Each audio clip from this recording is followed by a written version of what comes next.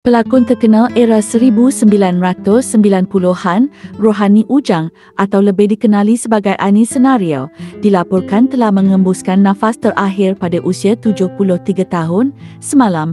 Difahamkan, Allahyarhamah meninggal dunia akibat komplikasi pelbagai penyakit yang dihidapinya sejak beberapa tahun lalu. Menurut sumber, jenazah Allahyarhamah telah dimandikan pada jam 9 pagi dan disolatkan pada jam 10 pagi Rabu 8 Oktober tahun 2025 di Masjid Es-Sobirin, Lembah Keramat. Selesai solat jenazah, Allahyarhamah dikebumikan di Tanah Perkuburan Islam U4 sebelum masuk waktu Zohor. Untuk info, Rohani merupakan antara pelakon wanita yang pernah menceriakan dunia hiburan tanah air menerusi penampilannya dalam sitkom popular Senario dan filem Baginda.